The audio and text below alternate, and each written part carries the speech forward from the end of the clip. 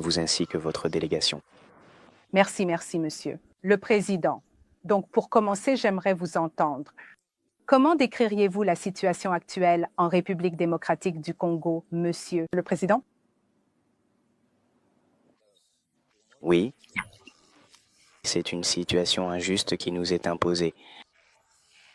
Nous sommes des victimes. Nous avons lancé de nombreux chantiers en République démocratique du Congo. Le premier était celui qui consistait en un processus de construction de la paix. J'ai visité les 9 pays voisins de la RDC. J'ai rencontré mes homologues pour discuter de la nécessité de développer un programme de développement commun au bénéfice de nos populations. L'autre projet était celui qui consistait à reconstruire notre pays avec des infrastructures et un autre concernait l'aspect social. Nous avons lancé un programme d'éducation gratuite et nous travaillons sur la couverture santé universelle afin d'améliorer l'accès aux soins pour tous les citoyens congolais.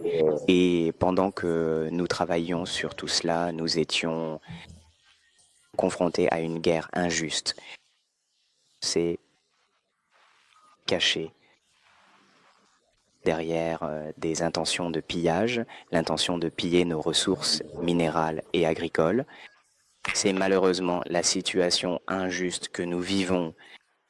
Vous avez mentionné plusieurs fois l'injustice et les victimes. Qu'aimeriez-vous que la communauté internationale comprenne mieux à propos de ce conflit? Quelque chose qui est peut-être souvent négligé ou mal compris. La communauté internationale doit comprendre que tout cela a commencé avec le génocide du Rwanda en 1994. À cette époque, la RDC s'appelait le Zaïre et le président du Zaïre, Feu Mobutu, avait été invité à ouvrir les frontières pour accueillir les réfugiés rwandais qui fuyaient le génocide. Mais malheureusement, parmi ces victimes, il y avait aussi des auteurs du génocide et nous aurions dû agir autrement afin de contrôler ces auteurs du génocide. Mais nous avons donné à l'armée rwandaise l'autorité d'entrer sur le territoire congolais et de régler ce problème par la force. Et à partir de ce moment-là, la crise a commencé en RDC et la communauté internationale nous a abandonnés. Et nous sommes des victimes et nous avons enregistré des millions de victimes depuis lors. Aujourd'hui, nous pensons que la communauté internationale devrait prendre parti pour nous et nous aider à résoudre cette situation. Et c'est pourquoi je voudrais ici remercier l'administration Trump pour ceux qui sont dans l'état d'esprit pour les efforts qu'ils déploient. Et j'en suis même convaincu, cela va réussir. Et je veux vraiment dire que finalement, la communauté internationale, à travers les États-Unis qui prennent les devants, comprend qu'il était nécessaire de venir en aide au peuple de la RDC. Parlons donc de cette prochaine cérémonie de signature de l'accord de paix. De quoi s'agit-il dans cet accord de paix? Pouvez-vous expliquer?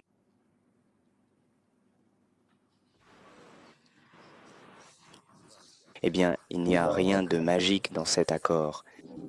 Comme je viens de le dire, tout repose sur la prise de conscience de l'administration américaine.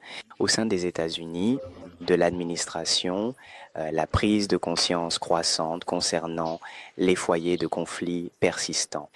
Cela existe depuis environ 30 ans et a causé des millions de victimes innocentes. Donc, comme toute autre initiative, il s'agit véritablement de mettre fin à la guerre et, par la force d'un seul homme, d'obtenir le retrait inconditionnel de tous les groupes armés et de tous. En plus de cela, il faut aussi trouver une solution à cette guerre qui est fondamentalement une guerre économique. Et pour la petite histoire, je viens de le dire. Juste pour vous donner un contexte, je viens de le dire. C'est quelque chose que j'ai essayé de faire. Lorsque j'ai pris mes fonctions en 2019, je suis allé rendre visite aux pays voisins. Et à ce moment-là, le Rwanda était À l'époque, il y avait le Rwanda, l'Ouganda et le Burundi qui étaient les plus concernés, car à ce moment-là, le Burundi s'était aussi allié à l'Ouganda et au Rwanda contre la RDC dans le but de proposer cet accord entre nous et de voir comment nous pourrions avancer vers une coopération basée sur des échanges économiques. Au lieu de nous battre, d'avoir des différends, des tensions inutiles qui auraient des conséquences sur la stabilité de la région. Malheureusement, en 2022, le Rwanda nous a fait la guerre et l'Ouganda l'a compris. Nous sommes maintenant en train de bâtir de bonnes relations avec le président Museveni et le Burundi. Grâce au président Daesh-Meri, ils ont aussi considérablement amélioré la relation avec la RDC. Ils sont désormais un pays frère. À présent, nous espérons qu'avec la médiation des États-Unis, de l'administration, cette paix deviendra réalité. Pourquoi est-il si important d'apporter la paix en RDC? Pourquoi travaille-t-il si dur pour instaurer la paix en RDC? De votre point de vue, tout d'abord, parce qu'il l'a annoncé, et ensuite, le président Trump représente la première puissance mondiale. Les États-Unis sont en réalité les leaders et tout le monde connaît l'influence des États-Unis. Je parlais de la communauté internationale et je crois que les États-Unis ont une certaine responsabilité dans ce qui s'est passé dans la région. Cela ne veut pas forcément dire qu'ils sont coupables, mais ils ont une responsabilité, à savoir qu'ils ont fait confiance à un régime quelconque qui était impliqué dans le génocide. Et en essayant de corriger les erreurs qu'ils avaient commises, ils en ont même causé d'autres crises en RDC. Et je pense que cette prise de conscience de la part de l'administration américaine pourrait changer la donne. Comme vous le savez, monsieur le président Trump désirait ardemment instaurer la paix en RDC, comme il me l'a personnellement dit à de nombreuses reprises. Et il a réuni cette équipe spécifique qui a vraiment travaillé dur pour faire aboutir cet accord. Et il ne souhaite pas seulement instaurer la paix en RDC, il veut aussi mettre fin à la guerre entre la Russie et l'Ukraine. Il observe également la situation au Moyen-Orient. Et ma question pour vous, Monsieur le Président, lorsque nous verrons enfin la paix s'installer en RDC, envisagez-vous d'être le premier président africain à nommer le président Trump pour le prix Nobel de la paix? Le Pakistan vient de le faire, d'ailleurs. Quand atteindrons-nous enfin la paix, la véritable paix durable? Dieu seul, en vérité, le sait. J'ai une dette envers le président Trump. Je reconnais que il s'est vraiment impliqué personnellement dans cette question et nous lui devons véritablement de la reconnaissance pour cela. Par le docteur Massad Boulogne. J'ai nommé une équipe dirigée par le docteur Massad Boulos qui travaille en collaboration avec nos amis du Qatar, ainsi qu'avec les présidents de l'Union africaine, sous la direction du président Foreign Yassine Bek, et des étudiants. C'est quelque chose qui progresse très bien. Et maintenant, nous en sommes au stade de l'accord de principe. Un ensemble de principes a été retenu pour l'accord. Et si tout se passe bien, d'ici la fin de la semaine prochaine, nos deux ministres des Affaires étrangères du Congo et du Rwanda se rencontreront aux États-Unis pour signer plus qu'un accord de paix, plus qu'un accord de principe. Et ensuite, nous viendrons entériner cela autour du président Trump aux États-Unis, mais je ne sais pas quand cela aura lieu. Cela dépendra à la fois de l'avancée de la défense sur le terrain, mais aussi du calendrier américain, de l'agenda des États-Unis. Comme nous le savons, les États-Unis sont impliqués dans de nombreux dossiers. Nous avons parlé du Moyen-Orient, nous avons évoqué la guerre entre la Russie et l'Ukraine, et il y a aussi les conflits entre l'Iran. Donc cela dépendra de ces facteurs, mais je pense que cela pourrait avoir lieu vers mai ou juillet.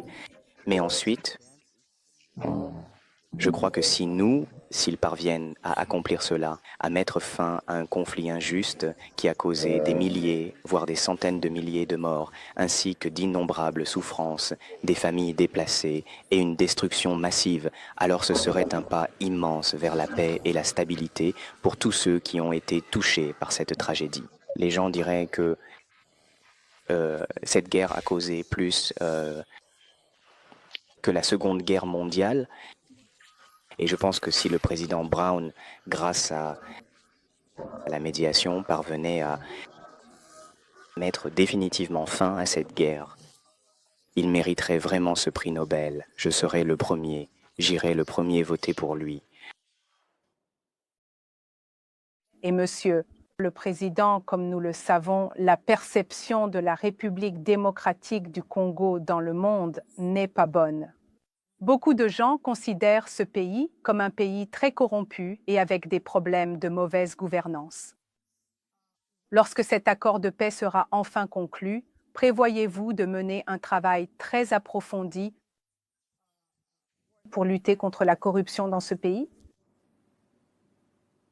Parlons de cette question de la corruption, l'habitude de stigmatiser la République de Montréal. En général, la RDC est stigmatisée.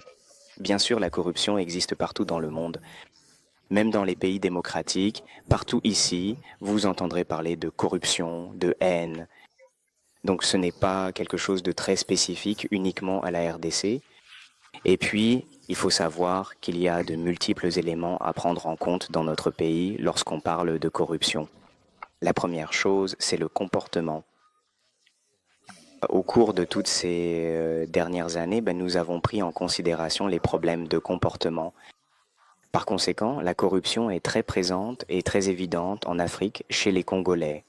Et puis, nous avons aussi cet aspect légal, le système du pays. Nous devons veiller à résoudre ce problème.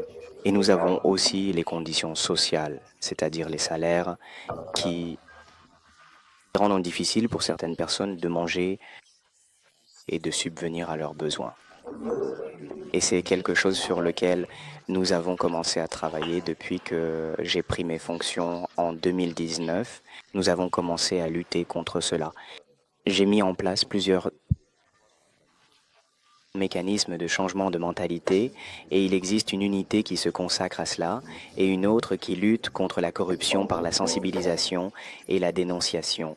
J'ai lancé des réformes et aujourd'hui je pense que ce n'est pas encore parfait, mais nous continuons d'y travailler.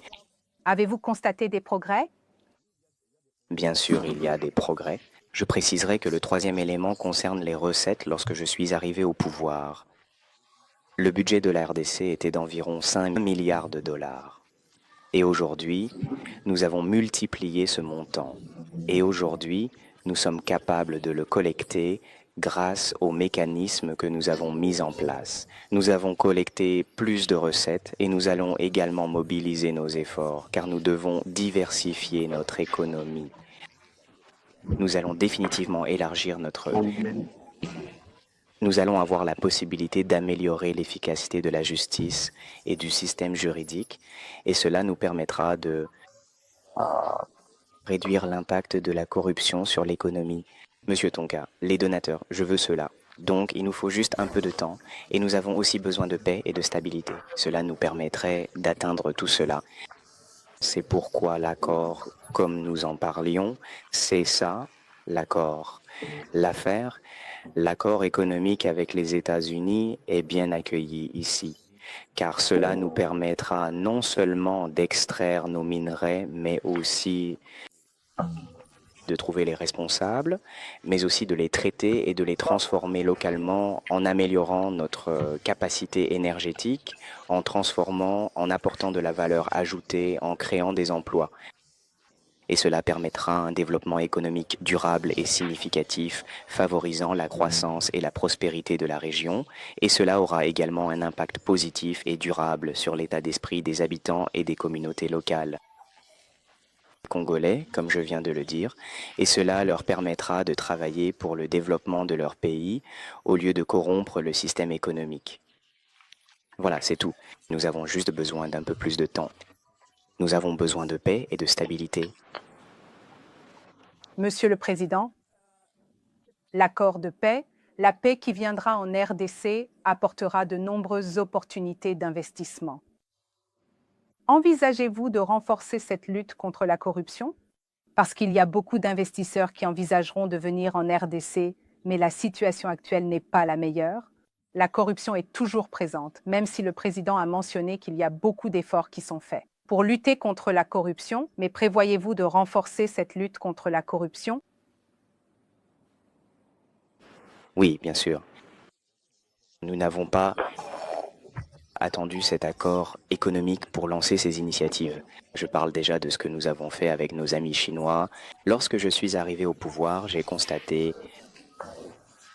une injustice dans le partenariat qui avait été signé. La Chine avait signé avec le gouvernement et j'ai estimé que c'était une injustice. Je me suis rendu en Chine et j'ai parlé avec les dirigeants et je leur ai dit que j'attendais un partenariat gagnant-gagnant. Mais malheureusement, j'ai constaté qu'ici, la Chine tirait plus de bénéfices que le Congo et nos amis chinois ont accepté de revoir cela. Et maintenant, nous essayons de rééquilibrer les choses à ce sujet.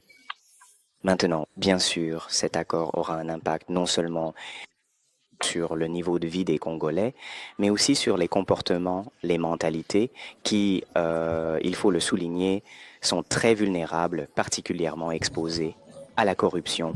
Lorsque vous avez une capacité financière, vous êtes moins vulnérable à la corruption. Voilà, c'est ça. Prévoyez-vous d'assurer la sécurité des investisseurs étrangers dans les zones qui étaient en conflit? Oui, pour ces zones aujourd'hui, nous luttons contre ce conflit, nous essayons de l'éradiquer. Grâce à cela, à la médiation des États-Unis, que je recommande, mais aussi au renforcement des capacités de nos forces de défense et de sécurité. Et à ce sujet, je crois, nous avons été très peu performants et même la dernière agression du Rwanda dans la ville de Goma à Bukavu démontre que nous avons été très peu performants dans notre système de défense. Mais bien sûr, c'est grâce aux réformes, aux partenariats et aussi à l'investissement dans les institutions, à savoir le service de renseignement et l'armée, que cela nous permettra d'améliorer ce système de protection. Pour les citoyens et pour nos frontières. C'est donc ce que nous préparons et je crois que cet investissement sera le bienvenu puisqu'il permettra à la RDC ainsi qu'aux États-Unis pour gagner du temps et par conséquent, nous aurons plus d'intérêts communs à préserver et les États-Unis. L'expérience nous sera également très bénéfique pendant cette période. Et avez-vous des politiques pour engager la diaspora congolaise dans le développement national? Il y a beaucoup de Congolais très talentueux et avec des compétences qui peuvent aussi apporter leurs connaissances pour développer le pays. Prévoyez-vous d'adopter une politique pour impliquer ces Congolais de la diaspora? Eh bien, la première politique, en ce qui me concerne, c'est la loi sur le népotisme. Comme vous le savez, aujourd'hui, la nationalité congolaise est exclusive. Cela signifie que lorsque vous avez la nationalité congolaise, vous n'avez pas le droit d'en avoir une autre. Or, nous avons beaucoup de citoyens du Congo de nationalité et qui ont acquis d'autres nationalités. Donc oui, il faut vraiment défendre ce principe, mais au Congo, c'est très sensible puisque nous avons subi les conflits, notamment les conflits avec les voisins, mais nous avons vu que nous étions victimes d'une infestation. Des citoyens venus de nulle part se sont présentés comme étant congolais, c'est donc un sujet très sensible. Et la deuxième chose que nous avons déjà commencé, c'est annuler le visa pour les citoyens d'origine congolaise, même s'ils ont une autre nationalité supplémentaire, ils ont le droit de revenir au Congo sans aucune exigence de visa. C'est donc une mesure effective depuis que j'ai pris mes fonctions. Maintenant, nous travaillons aussi en essayant de mettre en place des incitations à l'installation pour ces Congolais qui reviendraient au Congo dans le but d'investir. Mais bien sûr, elle parle de ceux qui ont des connaissances et des compétences, peut-être des professeurs ou des médecins. Nous essayons également d'améliorer les conditions grâce au programme de développement des 145 territoires que j'ai mis en place dans le but d'améliorer les conditions de vie dans ces territoires qui vivent dans des conditions précaires. Nous construisons des infrastructures agricoles, des routes, des écoles, des centres de santé, des bureaux administratifs afin de rendre la vie plus confortable et de lutter contre l'exode rural.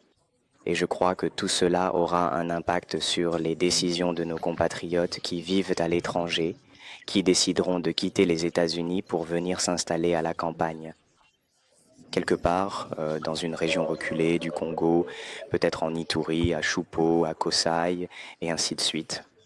Il y a quelque temps, et cela contribue au développement.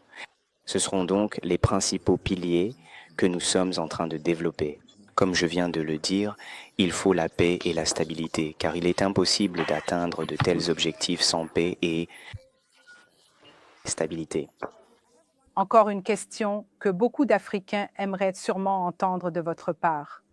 Selon vous, pourquoi est-il si difficile pour les Africains de trouver des solutions à leurs propres problèmes? Par exemple, qu'est-ce qui n'a pas fonctionné avec le processus de Luanda, le processus de Nairobi, l'Union africaine, la SADC, tous ces Africains qui ont essayé d'apporter une solution à ce conflit entre la RDC et le Rwanda, alors qu'au final, la RDC a fini par chercher une solution à Doha, et maintenant ce sont les États-Unis qui dirigent ce processus de paix. Madame, vous avez posé une question. Je ne vais pas en dire plus. Eh bien, vous avez posé une question très importante qui touche à la nécessité même de l'existence de l'Afrique, et je suis vraiment contre ce genre d'hypocrisie que nous avons entre Africains. Nous parlons facilement de solutions africaines aux problèmes africains, mais à un certain moment, grâce à ce procès, cette crise injuste que nous vivons causée par le Rwanda, cela m'a permis d'avoir une vision claire de ce slogan qui est vide de sens. Nous avions des preuves et des éléments concrets. Nous avons été victimes de l'agression rwandaise, mais je n'ai pas vu de pays africain, du moins pas beaucoup de pays africains, qui se seraient dressés pour dénoncer cette injustice. Certains vous avez dit que nous sommes partis avec les homologues. Des homologues venaient me voir et me disaient, lors de certains forums africains, ils me disaient quelque chose en privé, mais ils n'étaient pas capables de le dire ouvertement. Et je dois vraiment saluer le président Lourenço, qui est un excellent médiateur, qui vraiment a fait tout son possible pour parvenir à cette paix. Et s'il n'y avait pas eu cela, si nous avions réussi à nous rencontrer le 15 décembre au Rwanda, nous aurions pu régler cette question liée à la crise. Je salue également certains pays de la SADC qui nous ont soutenus, et je citerai l'Afrique du Sud, la Tanzanie et le Malawi. Ce sont des pays qui ont vraiment pris cette question au sérieux afin de faire avancer les choses. Je dois aussi remercier l'Ouganda, le Kenya et le Burundi, surtout le Burundi. Ils ont vraiment été à nos côtés et ont pris position avec nous. Je dois vraiment mentionner ce pays parce que beaucoup d'autres n'ont pas eu le courage de s'impliquer comme ces pays l'ont fait. Et c'est le problème que nous avons en Afrique.